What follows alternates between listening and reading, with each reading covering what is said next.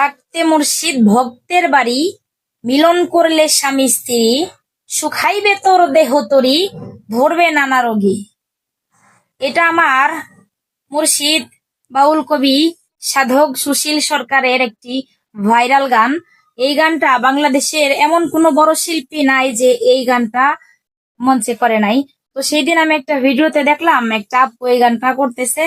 তো করার পরে তার মুর্শিদরে প্রশ্ন করছে যে থাকতে মুর্শিদ ভক্তের বাড়ি, মিলন করলে স্বামী স্ত্রী। উনি বলছে যে নিজের দেহের কথা, এই দেহের বাড়ির কথা বলছে, যে মুর্শিদ তো সবসময় নিজের দেহের মধ্যে থাকে, কখন থাকে না, তাহলে মিলনটা করার সময়টা কখন? তো আমি ওনার আইডিতে ঢুকে দেখি আসলে ওই আইডিটা ওই আপুটার না, এটা অন্য আরেকটা ভাইয়ার আইডি। তো সেই আইডিতে এই গানটা ছাড়া, সেই জন্য আমি ওনার রেকমেন্ডটা করতে পারি নাই বা ওনার প্রশ্নের কোনো অ্যান্সার আমি দিতে পারি নাই। তো ওই আপুটার উদ্দেশ্যে আমি বলতেছি, এই ভিডিওটা যদি আপুর সামনে পড়ে তাহলে অবশ্যই দেখবেন। আর যারা এই গানটা জানেন, করতে চান, তাহলে এই প্রশ্নের সঠিক উত্তরটা হচ্ছে যে এটা নিজের দেহ বাড়ির কথা বলা হয়নি। পীর মুর্শিদরা যখন ভক্তদের বাড়িতে সফর করতে যায়, 6 মাস 1 বছর বা 5 বছর পরে, যতদিন পরেই যাক না কেন, মুর্শিদরা যখন সফরে বাড়িতে বেড়াইতে যায় ভক্তের বাড়িতে, ওই দিনের কথা বলা হয়েছে, এটা দেহ বাড়ির কথা বলা হয় নাই।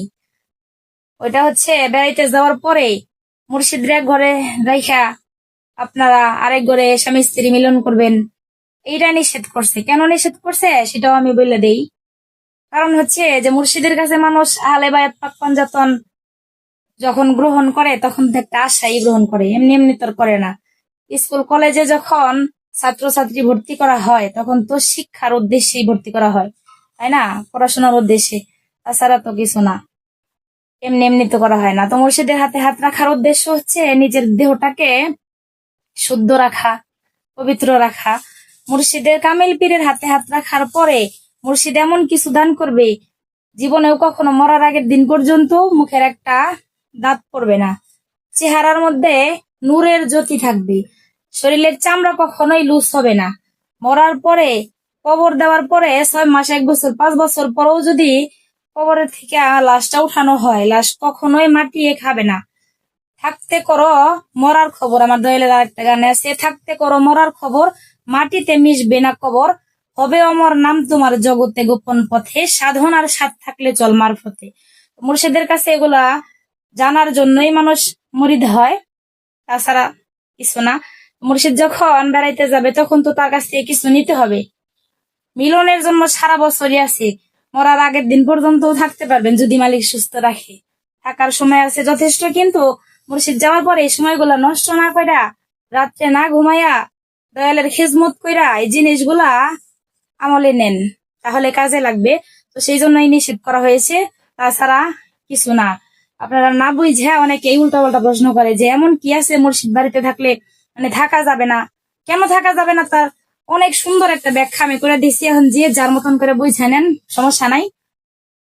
আমি নিজে প্রমাণ। আমি যখন আমার দয়ালের সাথে ঘুরতে গেছিলাম রৌমারিতে, তার নামটা আমি বলবো না কারণ আমার এই ভিডিওটা বাংলাদেশে মোটামুটি অনেক পরিমাণ ভাইরাল হয়ে গেছে খুব অল্প দিনের মধ্যে। তো ভিডিওটা যদি তাদের সামনে পড়ে মাইন্ড করতে পারে, আমি নামটা উল্লেখ না করেই বলতেছি যে একটা ভাই আছে আমার গুরু ভাই। তো আমার দয়ালের সাথে যখন বেড়াইতে গেছিলাম রৌমারিতে, ওনার হচ্ছে 2টা বউ। 1 সপ্তাহ এই বউয়ের কাছে থাকে, আর 1 সপ্তাহ ওই বউয়ের কাছে থাকে। আমরা যাওয়ার পরে এক বউয়ের সিরিয়াল শেষ, আরেক বউয়ের কাছে থাকতে হবে। তো মুর্শিদের তো নিষেধ আছে আগে থেকে, উনি কি করবে ভাইবা না পায়া আগে পরে কিছু চিন্তা ভাবনা না করাই ওই বউয়ের সাথে মিলন করে ফেলছে। আমরা তো আরেক বাড়িতে পেরেছি, মানে ওই ভাইয়ের বাড়ি না, ওই দেশে আর কি, পাশের বাসায় ছিলাম। সকালবেলা উঠা ওনার তল পেটে এরকম ফুইলা ডলের মতন হয়ে গেছে, ব্যথার যন্ত্রণায় চিৎকার করতেছে। তো ডক্টর নিয়ে এসছে, স্যালাইন দিছে, ইঞ্জেকশন দিছে, ব্যথার বড়ি টুড়ি যা করা প্রয়োজন সবই করছে, আমার নিজের চোখে দেখা করছে। কোনোভাবেই ব্যথা কমাইতে পারে না।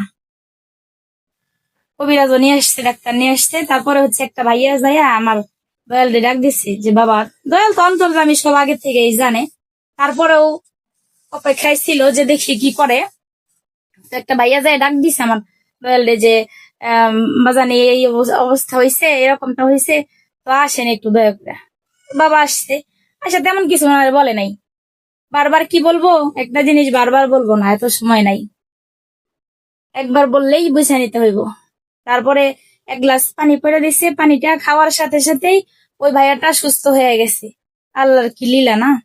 ওই জায়গায় উপস্থিত যত লোক ছিল সব লোক মানে অবাক হয়ে গেছে, অলৌকিক একটা ঘটনা। এক গ্লাস পানি খাওয়ার সাথে সাথে ভাইয়াটা উঠে দাঁড়িয়ে পড়ছে।